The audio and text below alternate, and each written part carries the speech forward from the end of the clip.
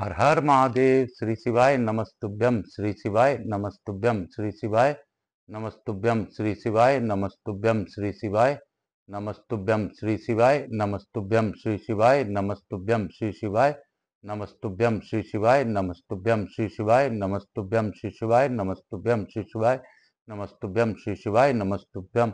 ओम गंग गणपतये नमः। ओम गंग गणपतये नमः। ओम गंग गणपतये नमः। ओम गंग गणपतये नमः। ओम गंग गणपतये नमः। मैं प्रथम पूज्य देव गणपति गणेश जी महाराज का आह्वान करता हूँ, उनसे प्रार्थना करता हूँ इस कथा स्थल पर पधार कर हवाई समस्त देवी देवताओं को आने का मार्ग दें और प्रथम पूज्यता स्वीकार करें। मैं यहाँ के स्थान देवता, वास्तु देवता, ग्राम देवता, क्षेत्रपाल देवता, समस्त देवी देवताओं से अनुरोध करता हूँ कि आप इस कथा स्थल पर पधार कर समस्त लोगों पर अपनी आशीर्वाद प्रदान करें और इस कथा का श्रवण करें, हमें अनुग्रहित करें। मैं अपने कुलदेवी केसर सती माता तथा अपने श्रोताओं के कुल देवता कुल देवी का भी आह्वान करता हूं, उनसे भी प्रार्थना करता हूं कि आप इस कथा स्थल पर पधार कर कथा का श्रवण कर सभी लोगों पर अपनी अखंड कृपा बनाए रखें। मैं आकाश राजगढ़िया बंसल गोत्रोत्पन्न हम उमा शंकर नारायण देवी कांता राजगढ़िया का पुत्र आचार्य संगीत कृष्ण जी महाराज सांवरिया बाबा मेरे गुरु, उनको मनन करते हुए, उनको ध्यान करते हुए तथा उनसे प्रार्थना करते हुए आज की इस कथा को प्रारंभ करूंगा।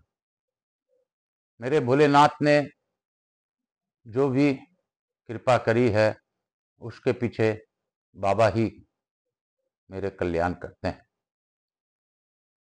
बाबा की दया है, बाबा सभी लोग पर ध्यान रखते हैं। मैं अपने भोलेनाथ और मैया पार्वती से अनुरोध करता हूं कि गौर बिंदोरा का आसन ग्रहण करें। स्कंद देव, कुमार कार्तिकेय तथा शिव परिवार के समस्त लोगों से भी अनुरोध करता हूं कि आप अपने अपना उचित स्थान ग्रहण करें। भगवान विष्णु, श्री हरि एवं मैया पार्वती से भी अनुरोध, मैया लक्ष्मी जी महारानी से भी अनुरोध करता हूं कि आप यहाँ पधार कर सभी पर अपनी कृपा बनाए रखें। हे बाबा, हे भोलेनाथ, आप मुझसे जिस प्रकार कथा चाहें उस प्रकार करा लें। हे स्कंद देव कार्तिकेय जी, आप जैसी इच्छा हो वैसी कथा सुन लें, सुना लें, बता दें। मैं तो एक निमित्त मात्र हूं। बाबा, मैं सच में कुछ नहीं जानता, मैं तो एक अबोध बालक जैसा हूं। मेरा शरीर जरूर मेरा है, या बोली वाणी इत्यादि जो भी आपने मेरे मन में दिया है सब आप ही का दिया हुआ है। बाबा, माँ शारदे की कृपा से मेरी वाणी है और माँ शारदे ही मुझसे इस कथा को कर ले, सुन ले और अपनी वाणी में सुना दे। मैं उनसे यही प्रार्थना करते हुए आज आप लोगों को मनन करते हुए आज की कथा, आज दिनांक 17 जुलाई 2024 दिन बुधवार, गणपति देव का वार, सभी को वंदन करते हुए, अपने पितरों को ध्यान करते हुए, बाबा भोलेनाथ का स्मरण करते हुए, कुमार कार्तिकेय जी का मनन करते हुए, आज एकादशी के दिन इस उद्यातिथि के एकादशी का ध्यान करते हुए मैं आज यह कथा पढ़ रहा हूँ। बाबा इसको आप श्रवण कर लें, सुन लें, सुना दें, यही प्रार्थना के साथ आज भावपूर्वक हम लोग कथा करेंगे। हम लोगों ने बहुत ही उत्तम दिन चुना है। एकादशी का दिन बहुत ही अच्छा दिन है और बाबा ने हम आज की कथा सुनाने का मौका मुझे दिया है। आज का अद्भुत कथा आप लोगों को सामने आ रहा है। जिस प्रकार अभी सूर्यदेव के प्रश्नों का उत्तर चल रहा है और ये सत्य है कि विश्व में कोई अगर ईश्वर हैं तो हमारे त्रिकाल देव ब्रह्मा विष्णु महेश ही। मैं उनका मनन करते हुए, उनको ध्यान करते हुए एक छोटा सा नाम जाप करता हूं और कथा को आगे की ओर ले जाता हूं। ओम नमः शिवाय, हरिओम नमः शिवाय, हर हर भोले नमः शिवाय, नमः शिवाय, ओम नमः शिवाय, हर हर भोले नमः शिवाय। नमः शिवाय शिव गंगाधराय। हर हर भोले नमः शिवाय। नमः शिवाय। ओम नमः शिवाय। हर हर भोले नमः शिवाय। नमः शिवाय। ओम नमः शिवाय। हर हर भोले नमः शिवाय। हरि ओम नमः शिवाय। ओम नमः शिवाय। हर हर भोले नमः शिवाय। नमः शिवाय। ओम नमः शिवाय। हर हर भोले नमः शिवाय। शिव गंगाधराय शिव गंगाधराय। हर हर भोले नमः शिवाय। नमः शिवाय। शिव विष्णु प्रियाय शिव शिव विष्णु प्रियाय। हर हर भोले नमः शिवाय। शिव राम प्रियाय शिव राम प्रियाय। हर हर भोले नमः शिवाय। हरिहर नमः शिवाय। हरिहर नमः शिवाय। हरिहर नमः शिवाय। हरिहर नमः शिवाय। हरिहर नमः शिवाय। हरिओम। हम लोगों ने कल की कथा में जाना था कि किस प्रकार नरक और स्वर्ग में उसका शरीर प्राप्त होता है। जन्म मृत्यु और परलोकवास आपके इन 3 प्रश्नों का लेकर मैं, जैसे कि मेरे पिता ने मुझे शिक्षा दी है, आपका निवेदन किया। अब मैं और आपको क्या सुनना चाहते हैं उसे भी कहूंगा। इस प्रकार अभी संवाद चल रहा है। आगे की संवाद हम लोग आज के प्रसंग में सुनेंगे। काल हर दुखहर दारिधर कष्टहर हर हर महादेव शंभो शंभो। अतिथि बोले, कमठ, तुमने शास्त्रीय मत का आश्रय लेकर परलोक जो वह स्वरूप बतलाया है वह वैसा ही है, इसमें तनिक भी संशय नहीं है। तथापि इस विषय में नास्तिक, पापाचारी तथा मंदबुद्धि मनुष्य संदेह करते हैं। उनका संदेह दूर करने के लिए तुम कर्मों के फल का निरूपण करो। किस पाप कर्म का कौन सा फल यही प्राप्त हो जाता है तथा किस पाप के प्रभाव से मनुष्य किस रूप में जन्म लेता है। इन सब बातों को यदि तुम जानते हो तो बताओ। कमठ ने कहा, विप्रवर, इस विषय में मेरे पिताजी ने जो उपदेश दिया है और मेरे चित्त में जो विचार स्थित है वह सब आपको बतलाऊंगा। आप स्थिर होकर सुनिए। ब्राह्मण की हत्या करने वाले मनुष्य को क्षय का रोग होता है। शराबी के दांत काले होते हैं। सोने की चोरी करने वाले का नख खराब होता है। गुरु पत्नी गामी के शरीर का चमड़ा खराब हो जाता है। इन सब के साथ संसर्ग रखने वाले पुरुषों को वे सभी रोग होते हैं। ये 5 प्रकार के लोग महापातकी कहलाते हैं। जो साधु पुरुषों की निंदा सुनता है वह बहरा है होता है। आप ही अपनी कृति का बखान करने वाला पापी गुरुंगा होता है। गुरुजनों की आज्ञा का उल्लंघन करने वाला मनुष्य मिर्गी के रोग से पीड़ित होता है। जो गुरुजनों का अपमान करता है वह कीड़ा होता है। पूजनीय पुरुषों के कार्य की उपेक्षा करने वाला पुरुष को बुद्धि दूषित होती है।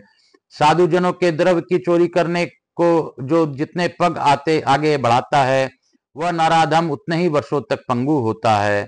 जो दान देकर फिर छीन लेता है वह गिरगिट की योनि में उत्पन्न होता है। जो क्रोध से भरे हुए पूजनीय पुरुषों को प्रसन्न नहीं करता उसे सिर दर्द का रोग होता है। रजस्वला स्त्री से समागम करने वाला मनुष्य चांडाल होता है। कपड़ा चुराने वाला सफेद कोढ़ से लंबित होता है। आग लगाने वाला काली कोढ़ के रोग से पीड़ित होता है। चांदी चुराने वाला मेंढक तथा झूठी गवाही देने वाला मुख का रोगी होता है। पराई स्त्रियों को काम भाव से देखने वाला नेत्र रोग से कष्ट प्राप्त आता है। कुछ देने की प्रतिज्ञा करके जो नहीं देता वह जल अल्पायु होता है। ब्राह्मण की रीति का अपहरण करने वाला सदा अर्जुन रोग का रोगी और अधम होता है। नैष्ठिक ब्रह्मचारी को भोजन कराने से मुंह मोड़ने वाला ग्रस्त सदा रोगी होता है। बहुत सी पत्नियों के होने पर किसी एक ही से अनुराग रखने वाला पुरुष मेधा के क्षय रोग से युक्त होता है। स्वामी ने जिसे किसी धर्म के कार्य में लगा दिया हो वह यदि अन्याय पूर्वक आचरण करता है अथवा मालिक के धन को स्वयं ही रखा जाता है तो उसे जलोदर रोग होता है। जो बलवान होकर भी किसी के द्वारा सताए जाते हुए दुर्बल की उपेक्षा करता है, उसे बचाने की चेष्टा नहीं करता, वह अंगहीन होता है। अन्न चुराने वाला भूख से पीड़ित रहता है। व्यवहार में पक्षपात करने वाला मनुष्य जिह्वा के रोग से मुक्त होता है। जो धर्म के कार्य में लगे हुए मनुष्य को उसे मना कर देता है, वह पत्नी वियोगी होता है। जो अपने ही बनाई हुई रसोई में सबके पहले स्वयं भोजन करता है, उसके गले में रोग होता है। पंच यज्ञों का अनुष्ठान किए बिना ही भोजन करने वाला मनुष्य गांव का सुअर होता है। पर्वों के दिन मैथुन करने वाले को प्रमेह का रोग होता है। अर्थ संकट में पड़े हुए मित्र, बंधु, स्वामी तथा प्रिय सेवकों को परित्याग करके उनकी ओर से मन को हटा लेने वाला निर्दयी मनुष्य सदा जीविका के लिए कष्ट पाता रहता है। जो माता पिता, गुरु और स्वामी के छल से सेवा करता है, वह बड़े कष्ट से धन पाकर भी उससे वंचित हो जाता है। जो विश्वास करने वाला पुरुष को धन को हड़प लेता है, वह सदा दुखों का भागी होता है। जो धार्मिक पुरुषों के प्रति क्षुद्रता पूर्ण बर्ताव करता है, वह बोना होता है। जो दुबले बैल की हल या गाड़ी में जोतता है, उसकी कमर में लुत्ता मकड़ी का रोग होता है। गाय की हत्या करने वाला जन्म से ही अंधा होता है। गौओं को दुख देने वाला मनुष्य पशु से रहित होता है। जो मारने आदि के द्वारा गौओं के प्रति निर्दयता का परिचय देता है, वह मार्ग में कष्ट भोगता है। सभा में पक्षपात करने वाले को गंड का रोग होता है। सदा क्रोध करने वाला चांडाल होता है। चुगली खाने वाले मनुष्य के मुंह से सदा दुर्गंध आती है। बकरी बेचने वाला मनुष्य बहेलिया होता है। कुंडपति के जीते जी और जार पुरुष से उत्पन्न पुत्र का अन्न भोजन करने वाला मनुष्य सेवक होता है। नास्तिक पुरुष तेली होता है। श्रद्धाहीन मनुष्य मुर्दा के समान बना रहता है।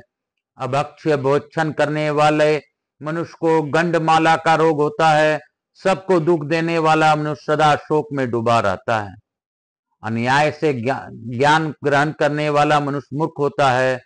शास्त्र चुराने वाला राक्षस होता है। जो पवित्र कथा से द्वेष करता है, वह कीट मुख होता है। नरक से लौटे हुए पुरुष की बुद्धि अत्यंत खोटी होती है। तालाब और बगीचे की कष्ट करने वाला पुरुष बिना हाथ का होता है। व्यवहार में छल का सहारा लेने वाला मनुष्य अपने सेवकों से मारा जाता है। पराई स्त्री से रति करने वाला पुरुष सदा प्रेमहर रोग से पीड़ित रहता है। खोटा वेद बसवात का रोगी होता है। गुरु पत्नी गामी मनुष्य कोढ़ी होता है। पशुओं से मैथुन करने वाला भी परमेही होता है। अपने गोत्र की स्त्री से मैथुन करने वाला संतानहीन होता है। माता, बहन और पोतों से संभोग करने वाला मनुष्य नपुंसक होता है। कृतधन मनुष्य को समस्त कार्यों में असफलता प्राप्त होती है।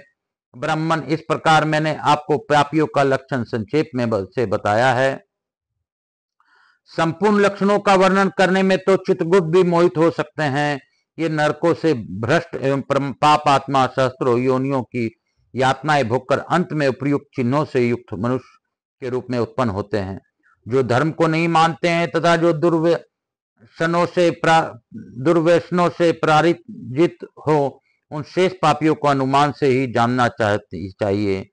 जिनका पाप नष्ट हो गया है अथवा जो स्वर्ग से लौटे हैं, वे समस्त दुर्व्यसनों से मुक्त होकर एकमात्र धर्म का आश्रय लेते हैं। इस विषय में श्लोक स्मरणीय है। धर्म दान कृत सौख्यम धर्माद दुख संभवम तस्मादम सुखाध्याय कुर्यात पापम विविजेत। लोक द्वेमपि यत सौख्यम स्वाद तद मात्र प्रचोयते यत धर्म एवं मितम कुर्यात सर्व कार्यार्थ सिद्धिये मुहूर्तमपि जीवेन्दि नर शुक्लेन कर्मणा न कल्पमपि जीवे च लोकद्वय विरोधना। धर्म और दान से सुख प्राप्त होता है और अधर्म से दुख की उत्पत्ति होती है। अतः सुख के लिए धर्म का आचरण करें और पाप को सर्वथा त्याग दें। इस लोक और परलोक दोनों लोक में जो सुख है, उसको प्राप्ति धर्म से ही बताई जाती है।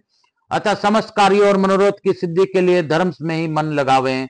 मनुष्य 2 घड़ी भी पुण्य कर्म करते हुए ही जीवे।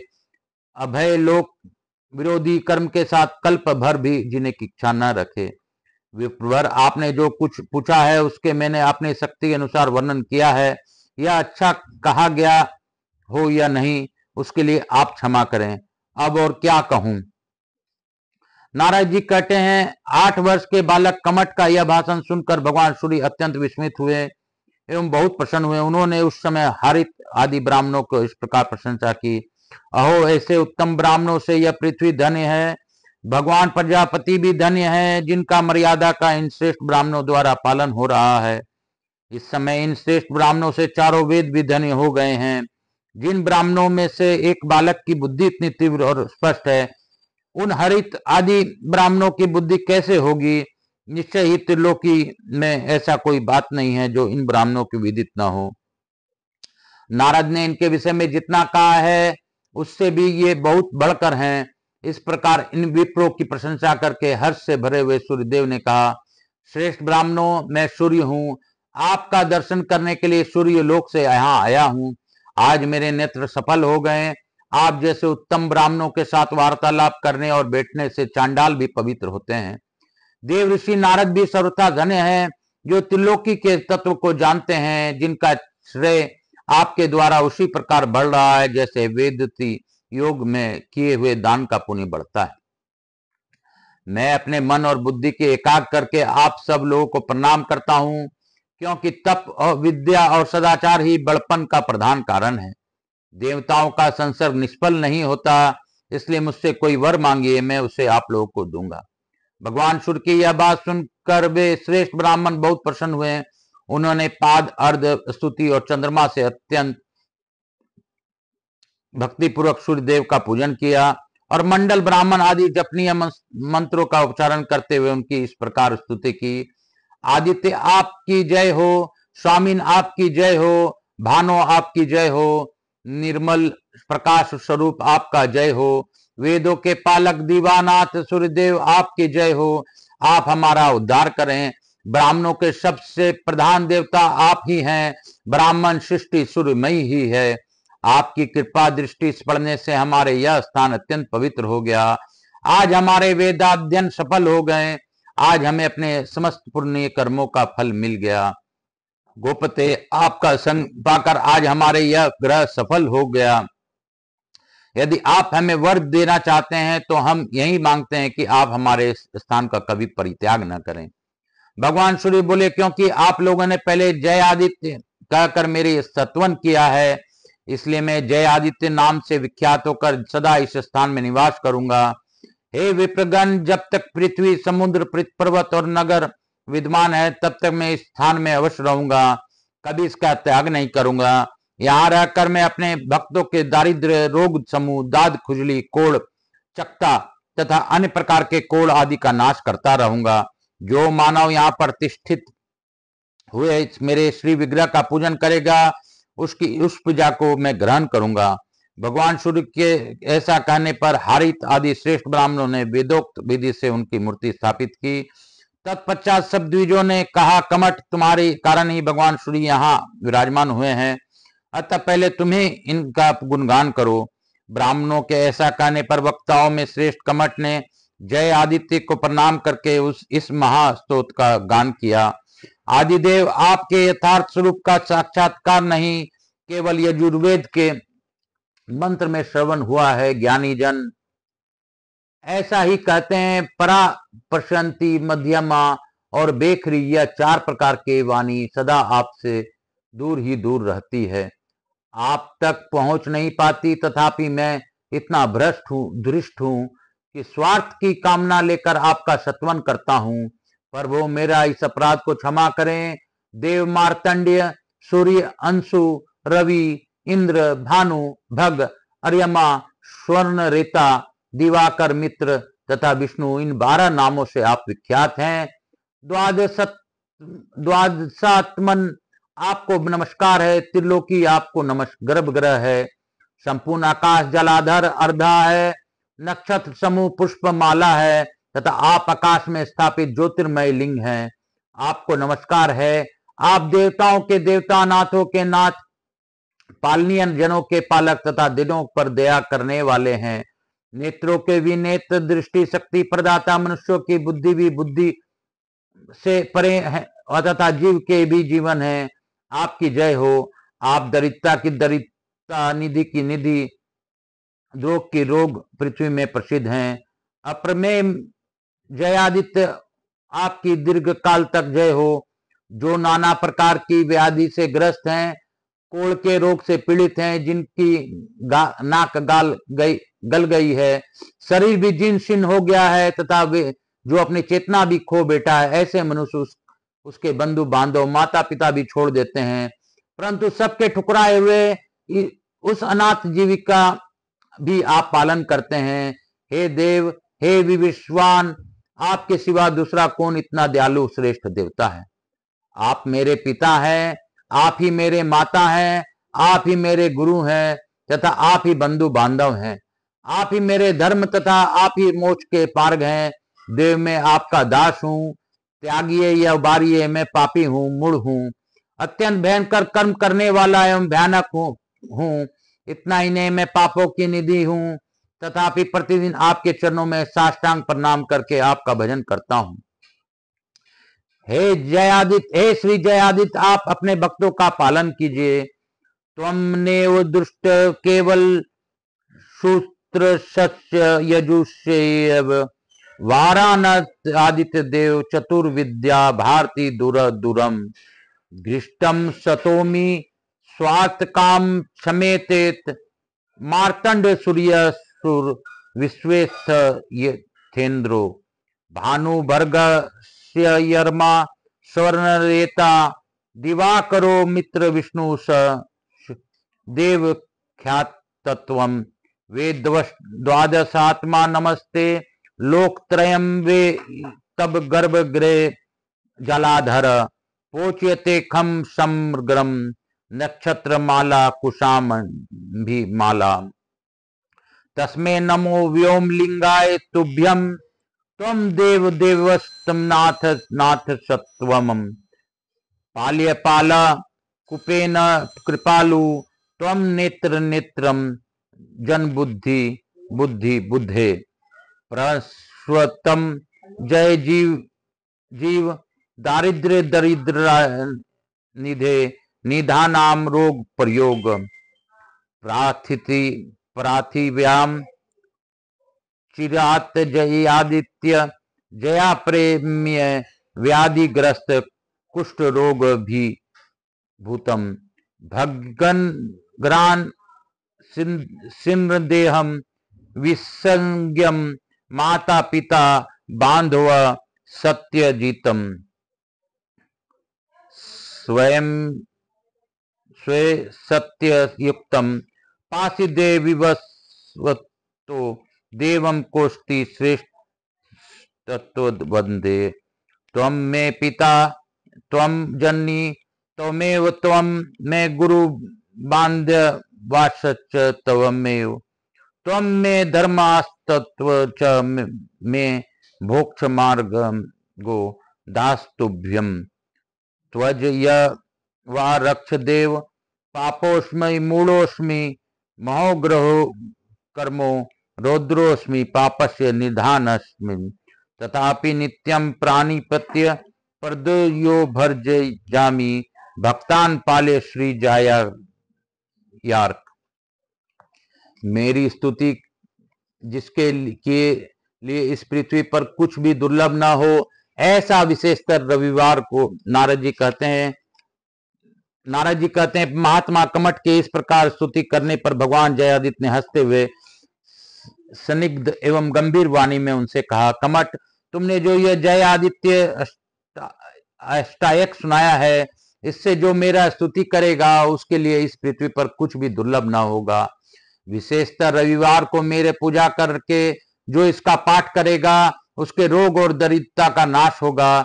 बस तुमने मुझे बहुत संतुष्ट किया है, अतः तुम्हें यह वर देता हूं कि इस पृथ्वी पर सर्वज्ञ होकर तुम मोक्ष प्राप्त कर लोगे। तुम्हारे पिता कभी स्मृतिकार होंगे, बस मैं इस स्थान का कभी त्याग नहीं करूंगा। भगवान सूर्य ने जब ऐसा कहा तब ब्राह्मणों ने पुनः उनका पूजन और सत्वन किया।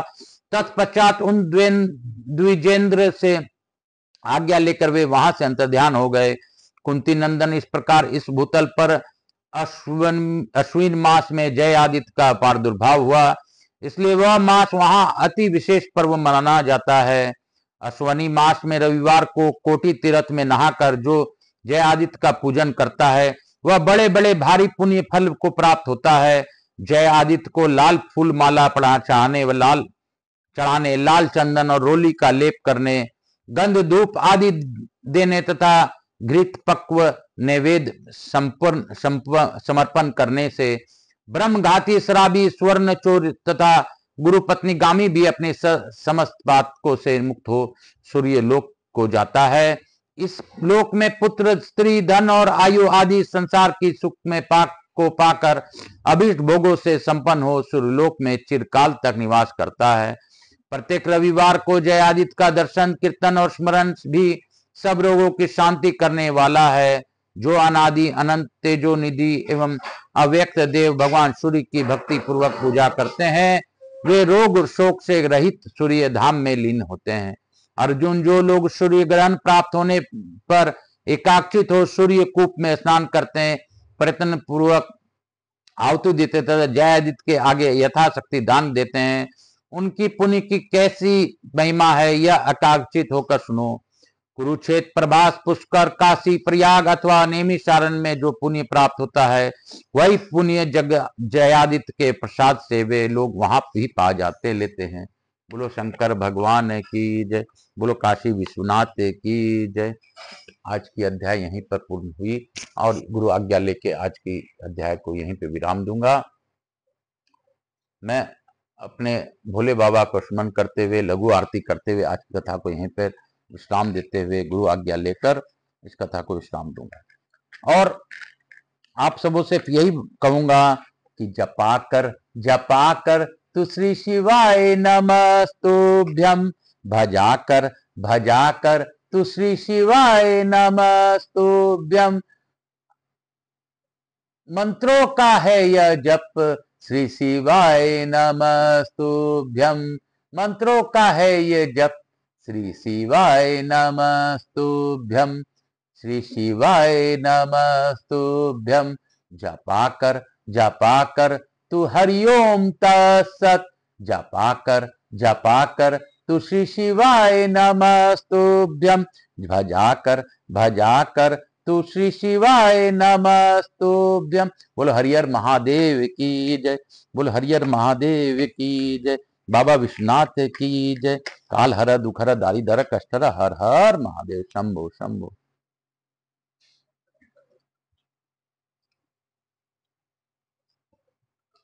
कपूर गौरम करुणावतारम, संसार सारम भुजगेंद्रहारम, सदा वसंतम हृदयारविंदे, भवम भवानी सहित नमामि। श्री राम जय राम जय जय राम। यहाँ के स्थान देवता, वास्तु देवता, समस्त देवी देवता, गणेश जी महाराज, लक्ष्मी जी महाराज, रिद्धि सिद्धि शुभ लाभ, कुबेर जी महाराज, शिव महापरिवार की जय, मेरे भोलेनाथ की जय, मैया पार्वती की जय, समस्त देवी देवताओं की जय, मातृ देवी व पितृदेव व सब पितृ देवताभ्याम नमो नमः। स्कंद महापुराण की जय, भक्त वत्सलाय की जय, हरिहर महादेव की जय, हरिहर महादेव की जय। हरिओम तत्सत, हरिओम तत्सत, हरिओम तत्सत। भजा कर तू हरिओम तत्सत, जपा कर तू हरिओम तत्सत। जीवन का है ये सार, हरिओम तत्सत, हरिओम तत्सत। मातृ देवी भव, पितृदेव भव, सब पितृ देवताभ्याम नमो नमः। हर हर महादेव, शंभो शंभो। हे बाबा, आपकी कृपा से सब काम हो रहा है, करते हैं मेरे भोलेनाथ, नाम मेरा हो रहा है कि बाबा आपकी दया से सब काम हो रहा है। हर हर महादेव। मैं प्रथम पूज्य देव गणपति गणेश जी महाराज से अनुरोध करता हूँ कि हे गणेश जी महाराज, हे लक्ष्मी जी महारानी, हे रिद्धि सिद्धि जी, हे कुबेर जी महाराज, हे शुभ लाभ जी, आप हमारे यहाँ निवास कर सब पर अखंड कृपा बनाए रखें। यहाँ के स्थान देवता, वास्तु देवता, समस्त देवी देवताओं से अनुरोध करता हूँ कि आपने जिस प्रकार कथा श्रवण की, भावपूर्वक आपने आनंद दिया, आप समस्त देवी देवता हम सभी लोगों को अपना आशीर्वाद प्रदान कर अपने स्थान को गमन करें, पुनः बुलाने पर पधार कर आशीर्वाद प्रदान करें। मैं अपने भोलेनाथ और मैया पार्वती को धन्यवाद देता हूं कि उन्होंने गौर बिंदोरा के रूप में इस कथा का स्वभाव पूर्वक श्रवण किया, हमें अनुग्रहित किया और हमसे कथा सुनने का भाव रखा। हे माता, हे मैया पार्वती, हे बाबा भोलेनाथ, हे शिव शिवा, आप सभी लोगों पर अखंड कृपा बनाए रखिए। मुझसे जुड़े मेरे बंधु बांधव हित नातेदार जो भी इस सृष्टि में मुझ मेरे चाहने वाले हैं, सभी पर अपना विशेष कृपा बनाए रखिए। मेरे व्यवसायीगण, मेरे से जुड़े मेरे हित साझेदार, सभी पर कृपा बनाइए। जो भी इस कथा का ऑनलाइन श्रवण करे उन पर विशेष कृपा बना दीजिए और ऑनलाइन श्रवण करने से उनके जो कष्टों का है बाबा, उनका निवारण कर दीजिए। आप तो सबको दयालु हैं, आप दया सिंधु हैं, आप हमेशा कल्याण करते हैं, इसलिए कल्याणेश्वर हैं। हे महादेव, दया कीजिए, दया कीजिए, दया कीजिए। काल हर दुख हर दारिद्र हर कष्ट हर, हर हर महादेव, हर हर महादेव, शंभो शंभो, हर हर महादेव, हर हर महादेव, हर हर महादेव, शंभो शंभो, बम बम, हर हर महादेव।